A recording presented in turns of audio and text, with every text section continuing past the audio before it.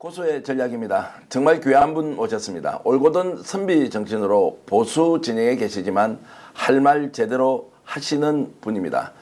조갑재 TV 조갑재 대표님 오셨습니다. 어서 오십시오. 네, 안녕하세요. 요즘 저희들이 약간 이제 진보 채널에 좀 속해 있는데 이렇게 좀 출연하시려니 좀 불편하지는 않으셨습니까? 뭐 불편한 거 없습니다. 예. 제가 뭐 하고 싶은 말을 다 할 수 있고. 예. 예.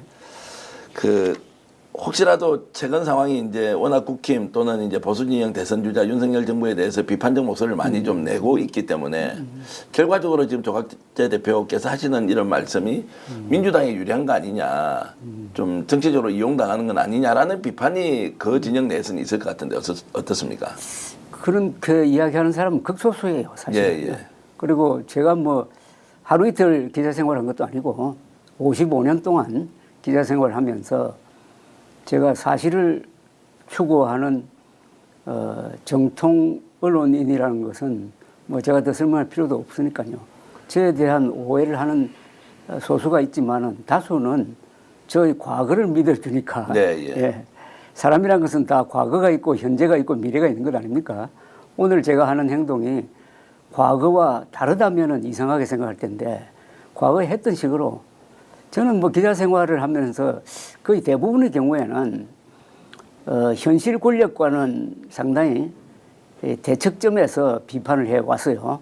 언론의 속성이라는 게 현존하는 권력과 맞서고 견제를 하되 그 현존하는 권력이 물러나면은 역사적 관점에서 따뜻한 시각으로 저는 보려고 노력을 했습니다.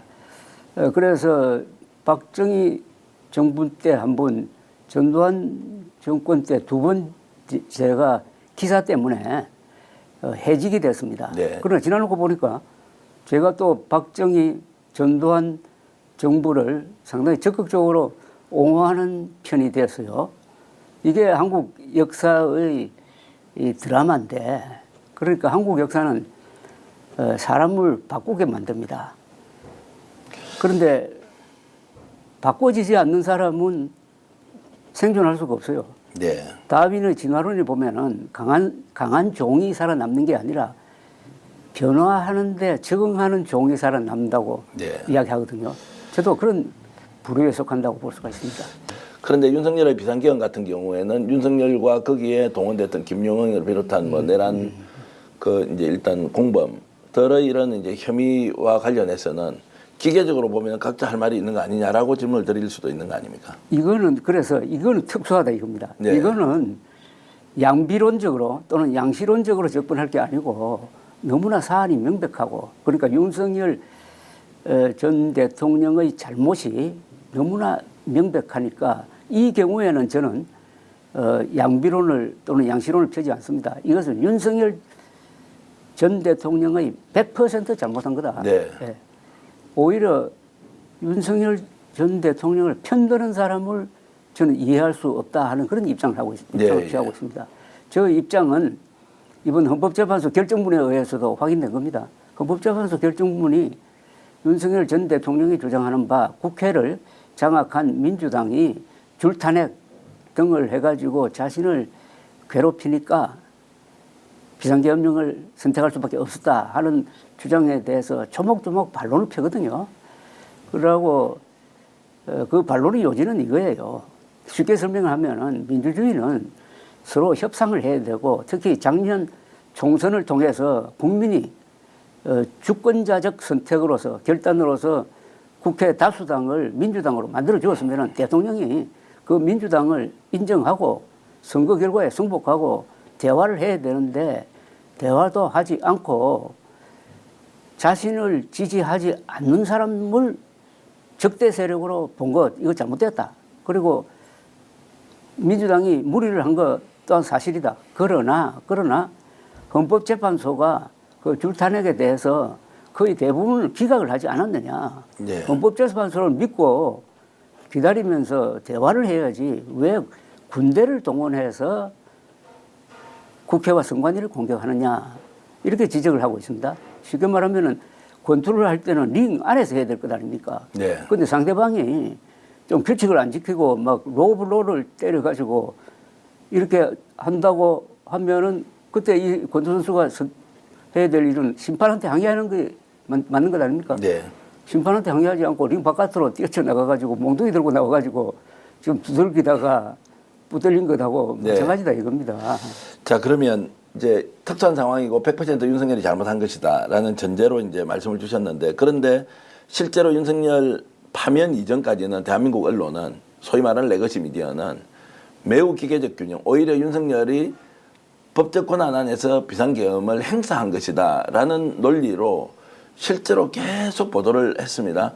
저는 오히려 신문방송만 놓고 보면 더 심할 정도로 편들기를 했다라고 보는데, 그런 언론의 보도 태도에 대해서는 어떻게 보십니까? 그 동아일보는 빼야 됩니다. 네. 동아일보는 작년 의료 대란부터 이번에 비상계엄 선포까지 가장 객관적으로 그야말로 진짜 보수적 입장을 취했어요. 예. 그런 점에서 저는 동아일보의 보도를 매우 높게 평가합니다. 네. 동아일보를 뺀 이른바라고 합니다. 예. 저는 뭐 진짜 보수라고도 생각 안 하는데, 이른바 보수 언론은 사실상 윤석열 편을 들은 거죠. 사실상. 예. 그렇게 된 거는 아마 부수가 떨어진다든지 또는 광장에 모인 이 목소리 큰 사람들에 대한 공포가 뭐 이런 게 있었다고 봐요. 그런데 그 보도 방향이 어떠냐 하면은 주로 이 헌법기관을 공격하는 것이었습니다. 헌법기관이라면 헌법재판소와 선거관리위원회입니다. 예. 부정선거가 없었는데도 계속 음모론을 펴는 사람이 있으면은 보수 언론일수록 부정선거는 없었다. 그리고 부정선거 음모론을 펴는 사람들은 민주주의를 거부하고 선거에 승복하지 않는 사람이다라고 엄중하게 비판을 해야 되는데, 부정선거 음모론의 주장을 소개를 해주고, 그 다음엔 또 선관위의 반박을 소개해주고, 양시론입니다. 그죠? 네네. 그걸로 끝내는 거예요. 예. 그럼 언론사의 판단은 뭐냐 이겁니다. 아니, 기자들이 부정선거가 없었다는 걸 모릅니까? 알면서도, 부정선거가 없었다는 것을 알면서도 부정선거 음모론을 주장하는 사람들 목소리를 사실상 대변해 준 것 아닙니까? 그래서 우리 국민들 중에 30%가, 유권자의 30%가 한때, 지금 줄었을 겁니다. 네. 한때 부정선거가 있었다고 믿도록 만들었다면은 예. 이건 보수의 계급장을 떼야죠. 예. 예. 그러면 보수라는 것은 법과 사실이라는 두 기준을 이탈하면 안 되거든요. 예. 그 다음에 헌법기관을 공격했다는 의미는 뭐냐면은 헌법재판소의 그 구성이라든지 헌법재판소에 있는 몇 사람의 그 재판관들의 과거 전력에 대해서 또는 부정확한 사실을 가지고 계속 이렇게 음해에 가까운 보도를 하고, 그런데 이번 요 사태에서 아주 흥미로운 관점이 하나 있어요. 이 보수라는 것은 제도를 중요하게 생각하는 사람입니다. 제도. 그래서 보수는 기본적으로 이 전통주의자입니다. 트레디셔널리스트가 될 수밖에 없어요. 네. 전통은 어떤 제도를 만들고 그 제도를 키워오는데 여러 가지 시행착오도 있고 하지만은 좋은 제도를 만들어야 그게 모이면은 문명이 된다. 그러니까 보수는 기본적으로 문명 건설 세력이에요. 예, 예. 지금 우리나라를 버티고 있는 좋은 제도가 수없이 많지만은 윤석열 대통령이 건드리는 게 뭡니까? 세계 최고의 의료 시스템. 네. 그리고 국군, 예. 이번에 헌법재판소, 그 다음에 선관위, 이런 것들 아닙니까? 이거는 우리가 70년 동안 피, 눈물, 땀을 흘리면서 키워온 좋은 제도인데, 윤석열 대통령이 국군을 동원해가지고, 사병집단처럼 국군을 동원해가지고, 국군이란 제도를 흔들어버리고, 의료 시스템을 뒤흔들어버리고, 그리고 헌법재판소도 막 공격을 하고, 윤석열 세력이, 그리고 선관위는 부정선거 집단으로 몰아버리고, 완전히 문명적 제도를 공격한 사람입니다. 네. 윤석열 전 대통령이. 뭘로 그랬느냐? 타당한 근거로 했느냐? 그야말로 저항권 정신으로 했느냐가 아니고, 자기가 가지고 있는 국군 통수권자로서의 권한을 남용을 하고, 그 다음에 턱도 아닌 부정선거 음모론을 들고 나와가지고 문명 공격하고 제도를 공격한 것 아닙니까? 이것은 보수에 대한 반역입니다. 네, 예. 그것도 거짓말로 그리고 법을 무시하면서까지 제가 여러 번 강조하지만은 보수는 사실과 법을 최고의 기준으로 삼아야 되는데 윤석열 대통령은 사실도 무시해가지고 거짓말을 하고 헌법도 무시해가지고 계엄령을 폈으니까 자기가 보수라고 생각하는 사람일수록 윤석열 대통령을 좌파보다 앞장서서 비판할 의무가 있는 거예요. 네. 그걸 하지 않았잖아요. 하지 않은 사람이 많잖아요. 네, 예. 뭐 저처럼 하는 사람들도 많지만은 자, 그래서 저는 이제 왜 그런 기초적인 또 말씀 들어보면 너무나 상식적이고 당연한 말씀인데 왜 언론은 이 문제에 대해서 진작에 좀 정확하게 지적을 하고 문제 제기를 했으면 이런 정도까지 나라가 완전 엉망진창이 되진 않았을 텐데 윤석열 비상계엄 이후에도 독자층, 예. 독자층을 너무 의식한 것이라고 봅니다. 독자들이 이런 구조가 형성돼 있어요. 지금 이 이른바 보수 언론 독자들이 평균적인 보수보다도 더 극단적으로 가 있는 경우가 많아요. 예. 그 사람들이 댓글을 막 남기고 어떤 경우에는 신문 불매운동까지 펼치니까 직접적인 위협을 느끼는 거죠. 또 뭐 시위대가 혹시 쳐들어올까 싶어가지고 그런 것도 겁을 내겠죠. 거기에 너무 약한 마음으로 대응을 했다고 봅니다. 우리 보수 언론이 과거에 박정희, 전두환 이렇게 권위주의 정부 시절에도 용감하게 네. 언론 자유를 위해서 싸웠어요. 그래서 저처럼 뭐 잘린 사람도 있고 감옥 간 사람도 있지 않습니까? 그런데 어떻게 이런 턱도 아닌 선동 세력, 더구나 턱도 아닌 부정선거 음모 선동 세력에 한국의 이른바 보수 언론이 무릎을 꿇었는지 이거는 앞으로 엄중하게 이렇게 자체 조사를 통해서든지 해가지고 이것은 언론기관 그런 보도를 한 언론기관이 사과를 해야 됩니다. 네, 예. 사과를. 요새 오늘 조선일보 보니까 이제 국민의힘 후보들이 탄핵에 대해서 사과하고 넘어가야 된다라고 했는데 그렇다면은 이 보수 언론도 그동안의 이 계엄과 탄핵 사태 때 특히 부정성 음모론에 대해서 기회주의적 보도를 한 데 대해서 사과해야 됩니다. 예. 근데 그 시점에 제한테 가장 크게 와닿았던 거는 조갑재 대표께서 윤석열 대통령과 친한 사람 수십 명한테 물어봤다. 도대체 왜 계엄을 했느냐라고 했을 때 굉장히 이제 좀 명쾌하게 답변을 해 주셔서 아, 저것이다라는 생각이 들었거든요. 그게 바로 뭐 반국가 세력이나 선관위 척결이 아니었다라고 이제 말씀을 그렇죠. 하셨지 않습니까? 그렇죠. 실제로 모든 사람이 그렇게 대답을 했습니까? 그런데 지금 냉정하게 생각하면은 예. 윤석열 대통령이 비상계엄령 선포문을 읽었잖아요. 예. 12월 3일 예. 밤 10시 한 30분쯤. 그 내용을 보면은 하나입니다. 반국가 세력 척결이에요. 예. 그죠? 반국가 세력 척결을 위해서 비상계엄령을 편다 예. 이렇게 이야기했습니다. 거기에 부정선거 음모론, 부정선거 척결을 하기 위해서 비상계엄령 편다는 말 없잖아요. 예. 세상에 이런 게 어디 있어요? 비상계엄령을 펴는 사람이 그 이유를 국민들한테 숨기고 두 가지 이유인데 숨기고 하나만 이야기했잖아요. 예. 그러면 부정선거 척결하기 위해서 비상계엄령을 폈다 하는 이야기는 언제 하느냐 하면은 이 사람이 12월 12일 합니다. 예. 그러니까 비상계엄령을 펴놓고 9일 뒤에 한다고. 이건 뭘 이야기하는 겁니까, 이거? 준비가 아니, 세상에 가장 중요한 비상계엄령을 펴면서 진짜 이유 하나는 숨겨놓고 했다 이거예요. 네. 그러면 또 다른 이유가 있다고 봐야지. 예. 그렇지 않습니까? 그래서 또 다른 이유를 찾으려고 제가 윤석열하고 지근거리에 있는 사람들 만나면은 항상 똑같은 질문을 했어요. 예. 당신은 어떻게 생각하느냐? 이거 비상계엄령 선포가 반국가 세력 척결하고 선관위 바로잡는 거라고 생각하느냐라고 물었을 때 그게 맞다고 생각하는 사람은 제가 한 사람도 본 적이 없고 예. 그건 다 명분이고 예. 그것은 아마 부인 보호일 것이다. 김건희 보호, 예. 김건희 씨 보호일 것이다. 라고 라고 합디다. 예. 제일 잘 아는 사람일수록. 그러나 그런 내용은 기사로는 잘 반영이 안 됐잖아요. 예, 예. 그럼 이건 기자의 책임입니다. 예. 이런 거는 기자들이 집중적으로 취재를 해야 돼요.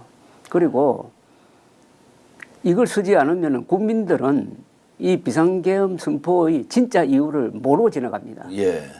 모르고 지나가면은 국민들의 행동이 틀려진다 이 말입니다. 그죠? 예.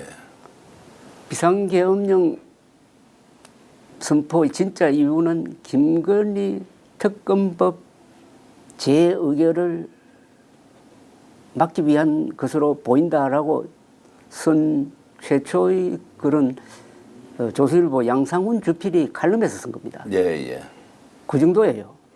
예. 그 정도인데, 근데 이거는 지금 한국에서 기자라는 신분으로 아마 생활하는 사람이 한 3만 명 넘을 거예요. 예. 3만 명이면 3개 사단 이상입니다. 예, 예. 세계에서 인구당 기자 수가 아마 제일 많을 겁니다. 그럼 이렇게 많은데 진짜 계엄 이유는 뭐냐 하는 데 대해서 취재를 해가지고 보도하는 사람이 한 10명이 나와야 될 거 아닙니까? 예.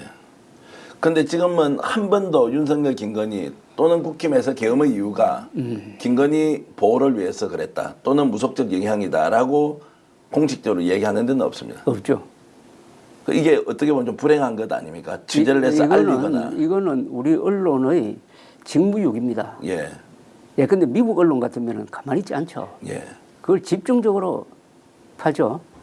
그런데 다만 이제 마치 에피소드 이야기하듯이 또는 뭐 이렇게 가십성 기사로 김건희, 윤석열 두 사람의 아주 이해할 수 없는 관계.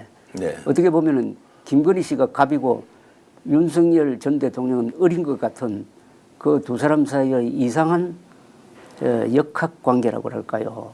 또는 영적 관계라고 할까요? 거기에 대해서는 뭐 중구난방으로 단편적인 이야기는 많이 나와요. 그걸 다 종합을 해가지고 이제 실체적 증거로서 들이대는 이런 기사가 앞으로 나오리라고 나는 기대를 합니다. 기대를 하는데 이게 안 되는 바람에 우리 국민들이 잘못 생각하고 있는 게 있어요. 그러니까 정말로 반국가 세력이 국가의 안전을 위협할 정도로 퍼져 있구나. 네. 또는 부정선거가 진짜 있었구나. 그러니까 윤석열 대통령이 비상대권을 행사했구나. 이렇게 생각하는 사람 많잖아요. 네. 이렇게 생각하는 사람들이 광장으로 몰려간 사람들이 대부분 아닙니까? 그건 기자가 정확하게 보도를 안 했. 만약 가상으로 이번 진짜 계엄의 이유는 윤석열 대통령이 김건희 씨를 보호하기 위한 것이었다. 이게 진짜다.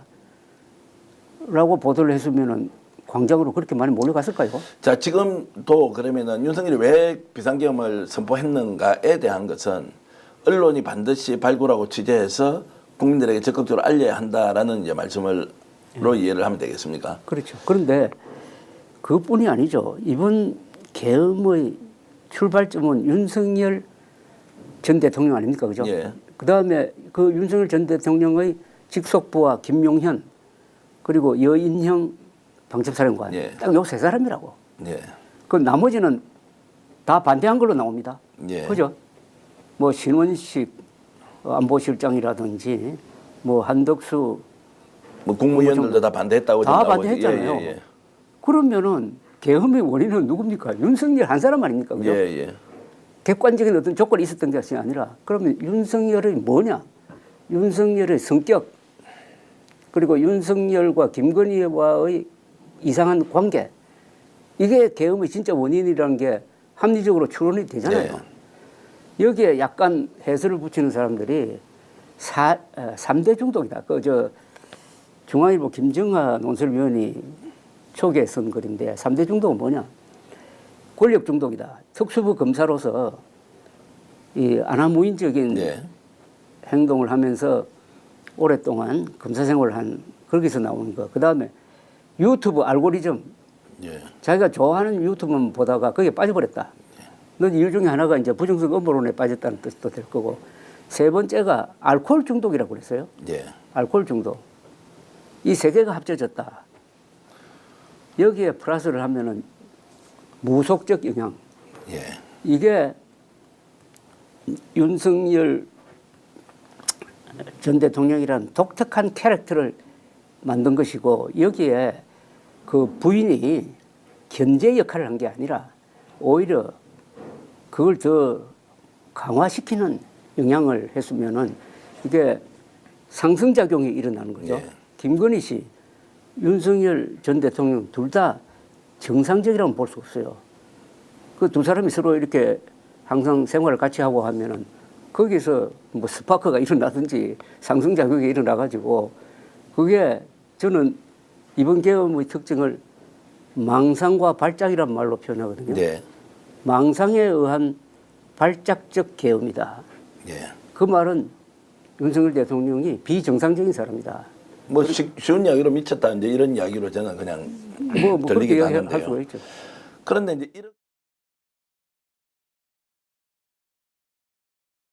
그런데 이제 이렇게 실체적 진실이 명확하고 뭐 저희들이나 좀 상식적인 사람은 당연히 김건희 때문에 비상계엄을 선포했고 감당할 수 없는 일을 만들었다고 이제 알고 있는데, 문제는 초반부터 언론에서 이렇게 딱 블락킹을 치면서 윤석열이 어쩔 수 없이 야당 때문에 줄탄핵 때문에 무엇 때문에 자 비상계엄을 할 수밖에 없었다는 걸로 논리적으로 방어를 해주지 않습니까? 그게 제일 앞장선 게 이제 국힘 쪽이었고, 오히려 국힘에서 윤석열을 비판하는 사람은 당에서 뭐 출당까지 해야 되는 정도의 일종의 배신자 프레임을 만들고, 자, 이렇게 했던 것은 이제 너무 이상하기도 하지만 이제 그것이 일종의 프레임이 되어가지고 바깥에 극우 극단 세력들이 나와서 막 준동을 할 때 선거 부정이다 무엇이다 하면서 이런 것까지 이제 만들어내는데, 가만히 보니까 윤석열이 아니라 언론이 그런 악행의 최선두에 있었던 거 아니냐, 이제 이런 생각이 좀 들어서 너무너무 이제 언론의 역할이 방기된 거 아니냐라는 생각은 좀 들었습니다. 뭐 그 점은 제가 뭐 여러 번 지적한 건데, 예. 거기에 지금 하나 빠진 게 있죠. 이렇게 하면은 민주당이 집권할 것이다. 이재명 전 대표가 대통령이 될 것이다 하는 데 대한 공포감이죠. 예.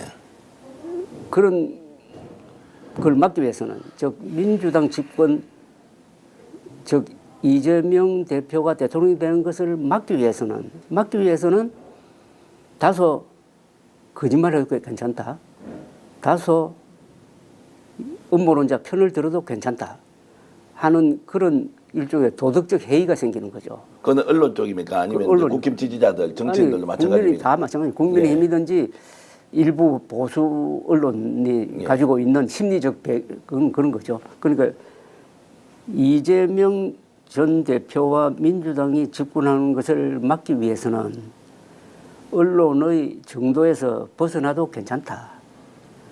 국민의힘은 더 말할 것도 없고, 국민의힘은 뭐 정당이니까 그게 상당히 위험한 진영 논리거든요. 예. 이제 여기에 진영 논리가 발동한 겁니다. 그러니까 언론과 진영 논리는 반대말입니다, 이게. 예. 기자 정신의 반대말은 뭐냐 물어보면은 저는 농담 삼아 맨정신이라고 이러는데, 예. 사실은 기자 정신의 반대말은 진영 논리죠. 예. 진영이란 건 뭡니까? 사실이냐 여부가 중요한 것이 아니라 누구 편이냐가 더 중요하다는 것 아닙니까? 한국은 이게 남북 간의 좌우 대결, 또 대한민국 안에서의 좌우 대결, 이게 이념적 대결이 진행되다가 보니까 진영 논리가 생길 수밖에 없는데, 그러더라도 언론은 그 진영 논리의 틀 속에서 사실 중심의 보도를 할 수밖에 없고, 사실 보도는 충실하게 하되 사설이라든지 논평을 통해서 그 언론사의 의견을 말할 때는 솔직하게 이야기하는 거예요. 이게 미국 언론인데, 뉴욕타임스나 워싱턴 포스트가 민주당 계열이지만은 사실 보도는 정확하게 합니다. 그러나 사설을 통해서는 나는 뭐 트럼프에 반대한다든지, 나는 뭐 이번에는 우리는 바이든을 찍는다든지 하는 것을 명백하게 합니다. 그런데 우리는 아직도 언론의 연륜도 약하다가 보니까 이 사실 보도와 사설 이게 뒤엉켜가지고 어느 한편을 들어버려요. 그래서 윤석열 정권 등장하고 나서 한국의 상당수 보수 언론이 박수부대로 바뀌고 말았습니다. 네. 팬클럽으로 바뀌고 말았습니다. 팬클럽으로. 그런데 중요한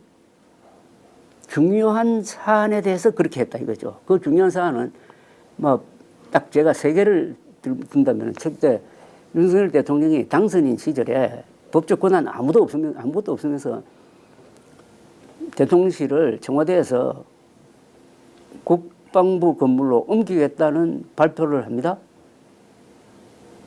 거기에 맨 앞장서서 반대해야 될 언론이 보수 언론입니다. 왜냐? 이거는 보수적 가치를 무시하는 거예요. 그렇지 않습니까? 법적 권한이 없는 사람이죠. 네. 그리고 청와대에 대해서 뭐라고 그랬냐면은 제왕적 권력의 상징이라고 그랬다고. 아니, 우리나라 역대 대통령이 제왕적 권력자 맞습니까? 그 말은 뭐 운동권에 있는 사람은 할 수 있어요. 그러나 대통령에 당선된 사람이 네. 역대 자기를 포함하면 13명 대통령이 제왕적 권력을 행사했다고 할 수 있느냐 이거예요. 제왕적 권력이면은 이승만 박정희가 그러면 권력을 자기 무슨 뭐 친족한테 넘긴 겁니까? 네. 뭐 말도 아닌 그런 걸 하면서 청와대에서 나오는 명분으로 삼았다고요. 그리고 거기서 나오면은 국방부로 옮기면은 지금 현존하는 이 위험성입니다. 국방부 장관실, 그 다음에 합참 대통령실이 그 수백 미터 안에 모여 있잖아요. 네. 북한에서 또는 외부 세력이 미사일로 공격하면 한 방에 가잖아요. 네. 그리고 지금 청와대는 뒤에 300m가 넘는 북한산이 딱 버티고 있어가지고 북에서 미사일 쏠 때 가장 안전한 데거든요. 네. 그리고 그 위치도 최고고 또 거기에 역사가 있잖아요. 77년대는 대한민국 역사가 거기 있고 거기 계셨던 분들이 나름대로 고심을 해가지고 나라를 이렇게 발전시켰는데 그게 제왕적 권력의 상징이었다고 침 뱉고 나가면은 그때 흥분해야 될 사람이 한국 현대사를 만든 주체 세력인 보수 아닙니까? 근데 보수 언론이 왜 박수 쳤어요? 저는 그때 줄기차게 이 청와대에서 대통령실을 옮기는 거 이거는 작은 천도에 해당하는 건데 네. 이걸 이런 식으로 무리하게 하는 사람은 반드시 말로가 안 좋을 것이다. 네. 거의 저는 저주에 가까운 비판을 해왔습니다. 그것도 한번 계속 줄기차게. 자, 집권 초기에 그러면 이제 용산 이전 문제에 대해서 언론이 지적하지 않았다. 또 두 가지 더 보수 언론이 지적을 안 했어요. 예. 그다음에 그 폐해는 아무리 강조해도 모자라지 않아요. 예. 그러다가 어떻게 됐습니까? 소통을 강화하기 위해서 구중궁궐인 청와대에서 용산으로 간다고 했잖아요. 예. 용산으로 가서 소통이 강화됐습니까? 예. 또 불통이 돼버렸죠. 예. 그다음에 출퇴근하는 대통령이 됐잖아요. 예. 관저와 집무실이 같은 영역에 있어야지 예. 군 통수권자는 동선이 노출되면 안 되잖아요. 예. 또 그 관저를 선정하는데 얼마나 무리가 많았습니까? 외교부 장관 공관이었잖아요. 네. 그걸 밀어내버리고 매일 2번 출퇴근하면서 근데 이 문제에 있어서 한국의 보수 세력이 왜 견제를 하지 않았느냐. 두 번째, 2022년 여름 윤석열 대통령이 대선 지방선거를 이끈 1등 공신 이준석 당시 대표를 내부 총질하는 사람이라고 하면서 몰아낼 때 네. 그때 한국의 보수 언론이 사실상 박수 친 거 아닙니까? 예. 그거는 보통 문제가 아니라 네. 윤석열 씨를 0.73% 24만 표 차이로 당선시키는데 어떻게 보면 천재적 발상을 한 이준석 대표가 세대 포위론 그리고 20대 30대의 남자들 표를 잡는 그런 전략을 펴가지고 젊은 사람 중도층 보수층을 하나로 묶었잖아요. 네. 그래도 24만 표 차이밖에 안 된 거예요. 네, 예. 거기 마지막에 안철수 단일화를 했음에도 불구하고 네, 예. 그러면 윤석열 전 대통령의 지지 기반은 아주 취약했던 겁니다. 네. 그러면 이걸 더 키워서야 될 거 아닙니까? 그런데 이준석 대표를 몰아내므로써 이 구도를 와해시켜 버렸잖아요. 네. 그 결과가 작년 총선이죠. 그 다음에 의사들은 한국 보수 세력 중에서 가장 잘 조직되고 예. 가장 이 강력한 핵심 세력입니다. 예. 그런데 의사들을 적대시하는 의과대학 정원 2,000명 늘리기로 완전히 지금까지 계속되는 의료 대란을 일으키고 거기에 반감을 품은 의사들 표 뭐 그 연구원 의료 종사자 표를 합치면 한 100만 표 됩니다. 예. 이게 작년 총선 때 국민의 힘을 버렸잖아요. 그래서 참패한 것 아닙니까? 예. 그때 한국의 언론이 특히 보수 언론이 어떤 보도를 했습니까? 다 윤석열 대통령 나팔수 역할을 했죠. 네. 그러면서 의사들을 공격했잖아요. 이게 세계가 다 모여가지고 결국 오늘의 윤석열을 만든 겁니다. 예. 그리고 윤석열 대통령의 몰락은 한국 다수 보수 언론의 공동체입니다. 예. 진보 언론이라고 소위 칭하는 사람들이 진보 진영 논리에 이렇게 이제 편성되어 있는 것과 보수 언론이 보수 정치 진영의 논리에 이렇게 편성이 되어 있는 것과 비교를 하면 그냥 피장파장입니까? 어떻습니까? 냉정하게 좀 말씀을 해주시면. 그것은 저는 진보라고 안 하고 좌파라고 부르는 게 편한데 예. 좌파 언론의 진영 논리가 훨씬 강하죠. 그렇습니까? 아니 지금 이른바 진보라고 하는 사람들 중에서 저처럼 이재명 대표를 비판한 사람 있습니까? 저처럼 문재인 정권을 비판했던 사람 있습니까? 저처럼 노무현, 김대중 비판했던 사람 있습니까? 특히 대북 정책에 대해서. 그러나 보수는 진영 논리로 가더라도 보수가 양보할 수 없는 가치가 있으므로 그걸 지키는 사람들이 있어요. 그런데 2008년 광우병 선동, 광우병 난동이죠. 세계에서 가장 안전하게 관리되는 미국산 쇠고기를 먹으면 인간 광우병에 걸린다고 MBC가 선동하고 KBS가 거기에 합세하고 해가지고 몇 개월 동안 광화문을 완전히 난장판으로 만들었을 때 누가 이른바 진보 진영에 있었던 사람 중에 누가 이건 안 된다고 욕먹으면서 나섰던 사람이 있습니까? 난 기억 안 해요. 기억한다면 그 사람은 아마 영웅처럼 기록될 텐데 그러나 저는 좌파 진영의 그런 진영 논리는 사실은 비판할 가치가 없다고 보는 사람이에요. 왜냐? 좌파 진영의 지금 좀 달라졌을지 모르겠습니다만 확인할 필요가 있고요. 좌파 진영의 기본적인 가치 체계는 계급투쟁론입니다. 계급투쟁론. 계급투쟁론은 어차피 진영 논리예요. 그러나 보수는 개인과 국민 중심입니다. 그러니까 보수는 진영 논리를 하면 안 돼요. 그것은 보수를 배반하는 겁니다. 그러나 좌파는 진영 논리로 갈 수밖에 없어요. 그러니까 제가 보수의 진영 논리를 좌파의 진영 논리보다 더 비판하는 이유입니다. 이게. 네. 이게 지금 이제 좌파가 진영 논리에 오히려 더 좀 깊이 이렇게 이제 좀 빠져 있다거나 그런 경향이 있다는 것이 지금 이제 윤석열 이제 비상계엄 사태 이후에 나타나고 있는 이제 뭐 좌파라고 표현하지만 진보 언론 이런 쪽에서는 오히려 진실을 끝까지 파헤쳐서 실체적인 사실을 국민들에 알려줘야 된다는 것 때문에 계속 취재 활동을 하고 노력하고 유튜브를 중심으로 좀 이렇게 적극적으로 지금 하고 있지 않습니까? 이것이 진영 논리에 근거해서 한다라고 보기는 좀 어려울 것 같은데 어떻습니까? 그것은 지금 그쪽 언론이 지난 윤석열 대통령 집권기에 예. 윤석열 또는 김건희 여사 두 사람에 대한 아주 공격적 취재를 예. 해가지고 특종도 이렇게 했어요. 예. 그건 저는 평가를 합니다. 평가를 하지만은 그것은 윤석열 대통령을 싫어하는 입장에서의 보도다 이겁니다. 네. 그러나 저를 예를 들면 좀 그런데 저는 보수지만은 근데 김영삼 정부 시절인 1995년 9월 월간조선에서 특종을 했는데 12.12 사건은 녹음되었다 해가지고 보안사가 12.12 사건 때 각 장군들의 전화를 녹음해가지고 보존하고 있는 걸 녹음 테이프로 만들어 가지고 공개한 적이 있습니다. 이게 아주 그 뒤에 5.18 특별법이라든지 전두환 노태우 구속을 부르는 역사재판의 하나의 그 동기가 됐는데, 그거는 어떻게 보면은 보수 언론이 보수 정권 또는 보수 세력에 불리한 보도를 한 거예요. 네.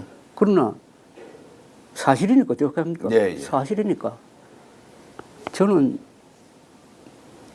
좌파 또는 진보라고 불리는 쪽에서 그 좌파 정권의 치명적인 그런 특종이나 폭로를 한 기억은 없어요. 실제로 없기 때문이다라고도 할 수 있고 있지만 봐주고 넘어가는 것이다. 이제 이런 부분은 좀 논란이 있을 것 같은데. 그런데 이런 특종을 해야죠. 예. 김대중, 김정일, 예. 저 평양회담 2000년 6월 평양회담에 그 뒤에서 뭐 박지원 씨가 중간에 끼고 해가지고 북한에 4억 5천만 달러의 현금을 현대그룹을 앞세워가지고 주었잖아요. 예. 그거는 제가 있던 월간조선에서 특종을 했습니다. 예. 예. 이런 특종은 제가 하는 게 아니라 진 논리에 사로잡히지 않는다면 한겨레나 예. 뭐 MBC가 할 수 있었다고 봐요. 예. 예. 근데 안 했잖아요. 그런데 우리는 했잖아요. 그래서 이런 문제의 도덕성을 따지면은 예. 보수 언론이 항상 앞에 있었어요. 예. 앞에 있었습니다. 그러나 윤석열 정권 들어서고 나서 그런 도덕적 우위가 약해졌다 이겁니다. 예. 그 점을 지적하는 겁니다. 제가 모두에 좀 질문을 드렸지만 이제 결과적으로 민주당이 좀 유리한 상황. 지금 보수에 대한 냉정한 비판을 하면서 대선이라는 것은 어쨌든 두 가지의 선택지를 놓고 그냥 보수냐 진보냐 이렇게 선택을 하는 것이라면 지금 조갑재 대표님의 이런 이제 여러 비판들이 결과적으로 민주당이 이제 유리하다고 작동되는 것은 사실이다. 그러나 그것은 의도를 가지고 하는 것은 아니라는 걸 이제 잘 알겠고요. 저는 그게 결과적으로 이재명 또는 민주당에 불리하다고 생각합니다. 아, 결과적으로 불리하다. 왜냐? 그 이유는 간단하죠. 지금 일부 보수 세력이 저를 비판하는 이유가 윤석열 편을 들어야 된다는 거 아닙니까? 거두절미해서 이야기하거든요. 네. 계엄도 옹호해야 되고 탄핵도 반대해서 해야 되고 그렇죠? 네. 그렇게 해서 해야 된다. 그럼 그 결과가 뭡니까? 그런 스탠스로 선거에 임하면은 뭐 대선 하나만 하죠. 하나만 하죠. 예. 저는 그래서는 안 된다는 거지. 예. 그러니까 제가 주장하는 거는 12월 4일 한동훈 노선이 옳았다는 거지. 그때 예. 제명하라고 그랬잖아요. 예. 윤석열 제명하고 국민들한테 깔끔하게 사과하고 이 비상계엄을 법적으로 응징하는 데 앞장서고 그리고 정치적 타협점으로는 윤석열 대통령이 기한을 정해서 하야한다는 그 질서에 있는 퇴진 타임라인을 발표를 하고 그쪽으로 갔었어야죠. 그런데 그건 물론 그걸 응하지 않으면 탄핵 소추로 가는 예. 이런 프로세스가 옳았고 저도 그쪽 편에 있었어요. 지금까지도 좀 그쪽 편인데 결과적으로 그 노선이 옳았고 반대로 한동훈 당시 대표를 몰아낸 친윤 세력이 지난 4개월 동안 국민의힘의 주도권을 잡고 광장 세력과 합쳐가지고 탄핵 반대 운동을 하다가 4월 4일 헌법재판소의 역사적 결정문에 의해서 그 노선이 틀린 정도가 아니라 그 노선은 헌법에 반한다. 국민 신임을 배반한 거다라고 해가지고 철퇴를 맞은 거 아닙니까? 네. 그래 놓고 지금 거기서 노선을 바꾸지 않고 그쪽에 친윤 그룹에서 후보를 내겠다는 것 아닙니까 지금 예. 국민의힘 지도부의 속셈은 그게 틀렸잖아요. 그러나 저는 이렇게 하면은 100점 100패니까 가능성은 적지만은 어차피 비상계엄령을 대통령을 배출한 국민의힘이 조기 대선에서 이기기를 바란다는 것은 그것은 정말 신락 같은 희망이거든요. 네. 그래도 그것을 확대시키려면은 한동훈 노선으로 가서 윤석열 잘못했다. 그 다음에 다소의 원인, 결정적인 원인은 아니에요. 다소의 원인을 제공한 이재명 민주당도 문제다. 네. 이 양비론으로 가면서 그러니까 반윤 반이 스탠스를 취했어야 된다. 이제 그렇게 해서 이제 합리적인 세력으로 거듭나는 모습으로 그렇죠. 이제 대선을 치러야 지금처럼 최악의 상황을 면한다. 이제 이렇게. 쭉 그런 주장을 해왔는데 예. 그러니까 제가 주장하는 게 이재명을 유리하게 만드는 이재명 대표를 유리하게 만드는 예. 게 아니라 오히려 국민의힘을 유리하게 만드는 것이었는데 예. 저 주장과는 다른 길로 갔다가 요새 이제 국민의힘 경선을 통해서 어느 정도 다시 좀 노선 투쟁을 통해서 역시 한동훈 노선이 옳았다는 쪽으로 약간 돌아오는 기미가 있지 않습니까 지금?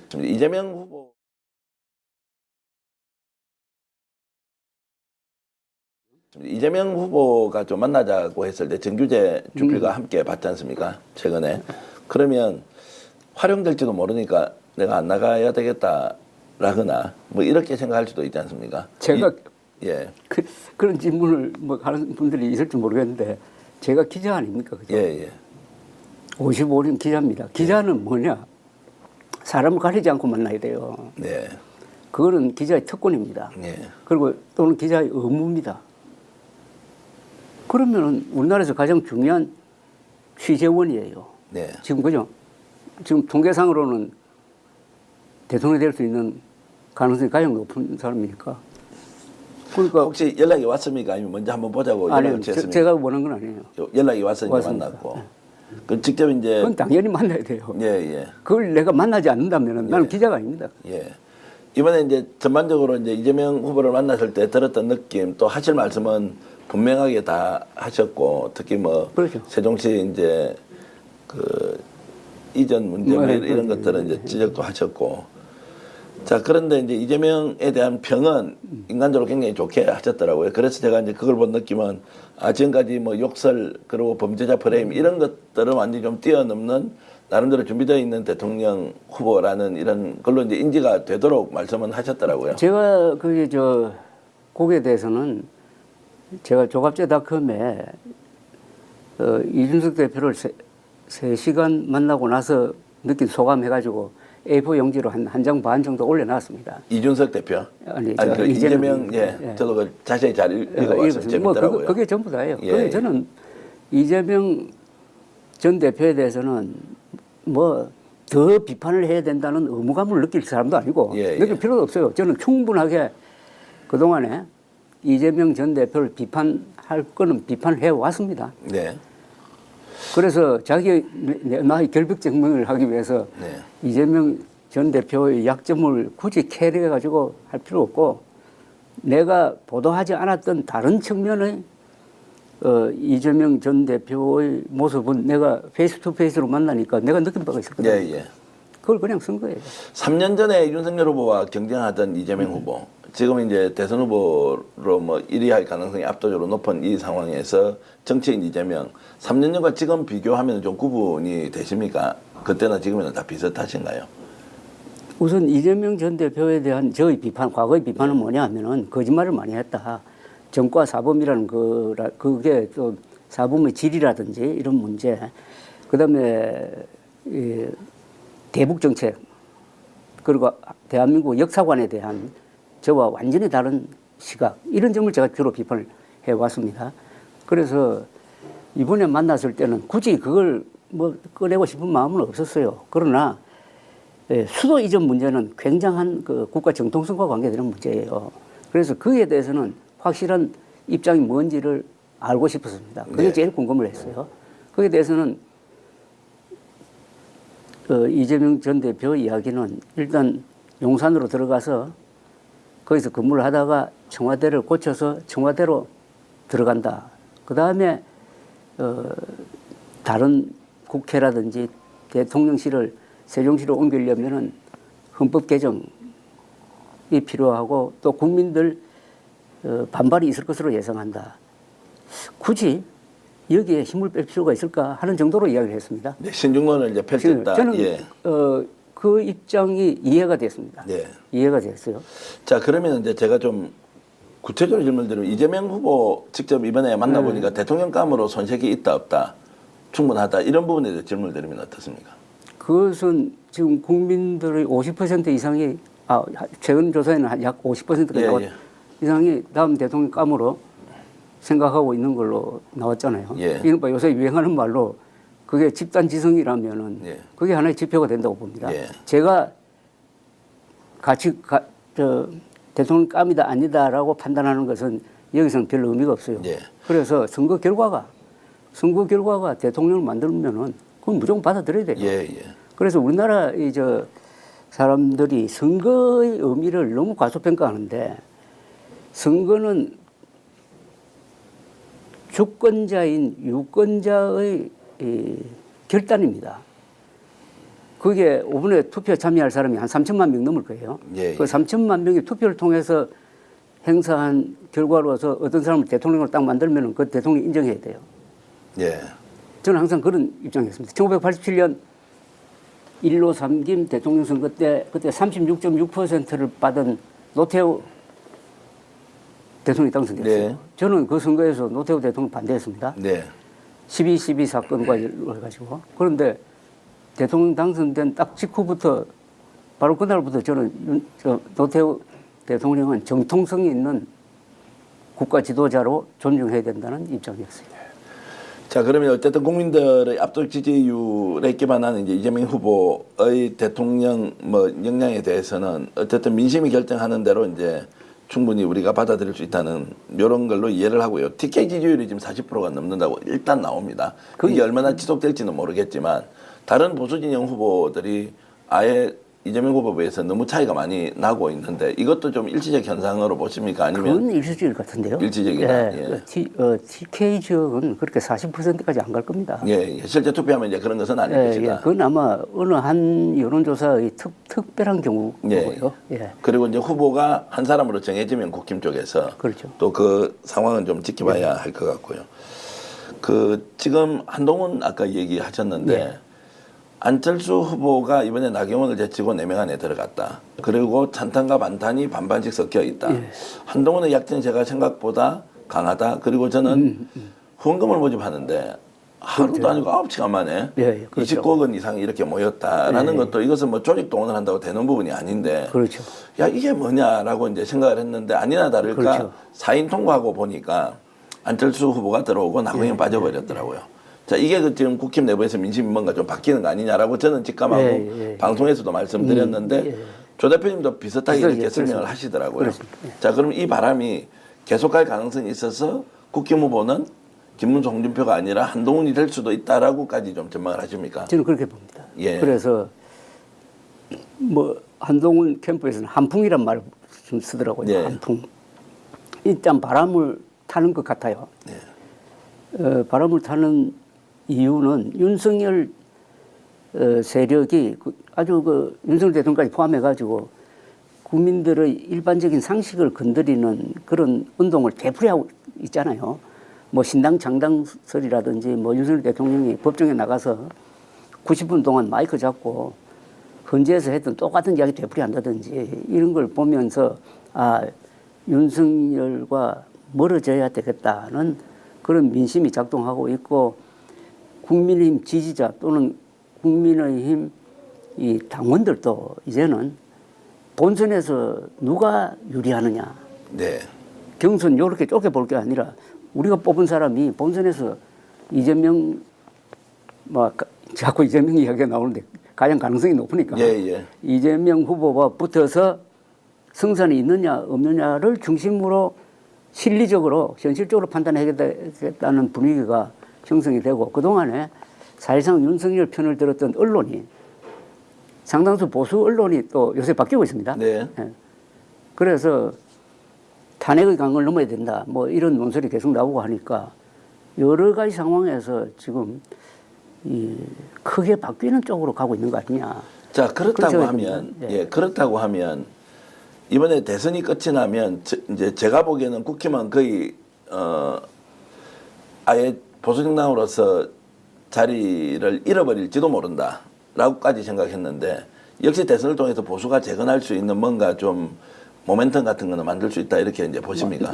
조건이 있죠. 그러니까 친윤 후보가 나오면 안 되고 예, 반윤 후보가 나와야죠. 예, 반윤 후보를 국민의힘이 뽑을 수 있느냐 없느냐입니다. 예, 만약 반윤 후보를 뽑지 못한다면은 자멸의 길로 또는 분당으로 예. 갈 것이라고 생각합니다. 자, 지금 그 가능성은 한 몇 퍼센트 정도 보십니까? 지금 이제 흐름을 읽고 지금 한 일주일 정도 있으면 이제 후보 결정되지 않습니까? 그렇죠. 자, 그렇게 봤을 때 지금 막바지 상황을 좀 보면 어떻습니까? 반윤 후보가 될 가능성이 더 높다. 아직은 좀 어렵다. 그런데 사실은 그런 문제에서 제가 반윤 후보가 되었으면 좋겠다는 게 저희 바람이에요. 예, 예.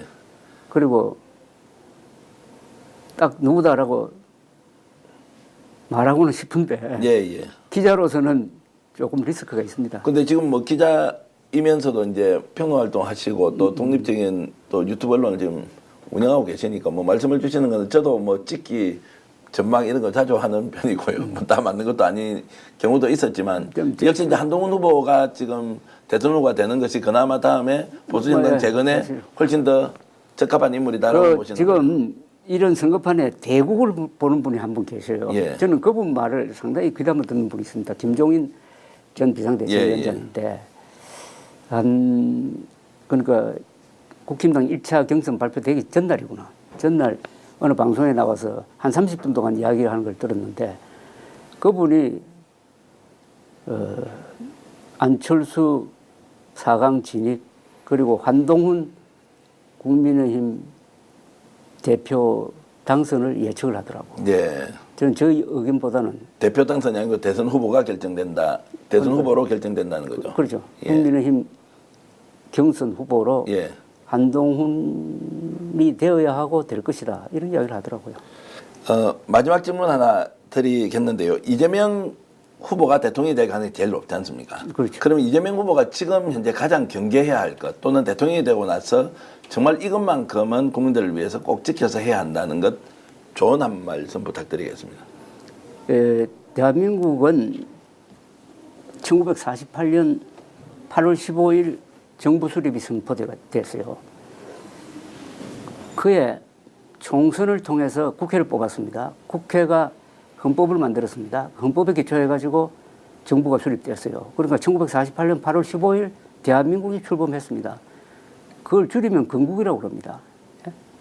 그걸 부정하면 안 된다는 거고. 그래서 취임하고 나서 얼마 있어가지고 8.15 기념사를 할 겁니다. 네. 8.15 기념사에 8월 15일은 해방된 날이고 동시에 대한민국 정부가 수립된 날이라는 요 이야기를 꼭 해야 됩니다. 대통령은 꼭 해야 돼요. 네. 그런데 윤석열, 문재인 두 대통령은 희한하게도 똑같이 이걸 안 했어요. 정부 수립이란 말을 안 하더라고. 그러면 해방된 날이라고만 이야기해. 그럼 되겠습니까? 예. 그 말씀 이제 지금 하나 꼭 지키면 좋겠다. 국가 정체성과 관련된 부분입니다. 물론이죠. 예. 그다음에 이 국가 정체성과 대한민국의 정통성과 관련된 불필요한 논쟁은 안 했으면 좋겠어요. 예. 예. 그다음에 헌법의 모든 말은 대통령의 말은 다 헌법에 기초를 해야 됩니다. 헌법에 보수 진보 있습니까? 없죠.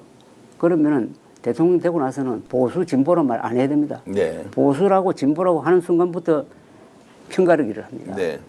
그래서 헌법 정신에 맞는 발언을 해야 되고 그것은 대통령이란 그 명칭 그대로 대통령은 크게 통합하는 우두머리라는 뜻 아닙니까? 그런데 윤석열 전 대통령은 나라를 크게 분열시키는 우두머리 역할을 했잖아요. 네.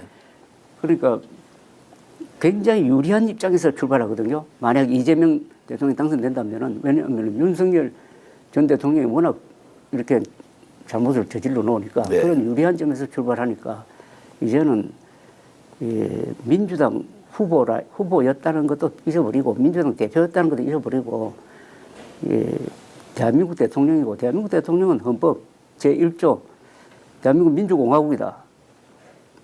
근데 헌법 제3조 그 대한민국 영토는 한반도와 그 부속도서로 한다. 근데 북한이 우리의 영토로 영토는 틀림없는데 우리의 실효 지배를 받지 못하니까 헌법 제4조 대한민국은 자유민주주의 기본 질서에 입각한 평화적 통일을 추진한다. 이렇게 돼 있잖아요. 예. 여기에 이게 대한민국의 국가 의지입니다. 그러니까 1조, 3조, 4조를 합치면은 딱 줄이면은 북한 농왕 정권을 평화적으로 제거하고 헌법 1조가 말한 민주공화국을 한반도 전체에 건설해야 된다.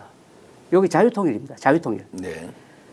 1조, 3조, 4조에 입각한 국가의 목표가 자유통일이고 자유통일을 통해서 2,500만 노예 상태의 북한 사람들을 구출해가지고 우리처럼 평화와 번영을 자유를 누리도록 하는 게 국가의 목표다 하는 것을 저는 확인하든지 아니면은 뭐 법률가시니까 거기에 입각해서 국민을 바라보는 정치, 국익을 네. 바라보는 정치를 해야 되지 않을까 생각됩니다. 조갑재 TV 조갑재 대표님과 말씀 나누면서 저도 많이 배우고 있습니다. 여러분들도 평소 갖고 있는 생각과 좀 다르게 또 다가왔을 수도 있는데 대한민국이 결국 더 좋은 나라가 되기 위해서는 보수 진보 양날개가 정말로 굳건히 살아서 합리적으로 공존하는 지혜롭게 국민들이 선택할 수 있는 기회를 계속 제공하는 정치를 만들어 가면 좋겠습니다. 조갑재 대표님 오늘 이렇게 나와주셔서 진심으로 감사드리고요.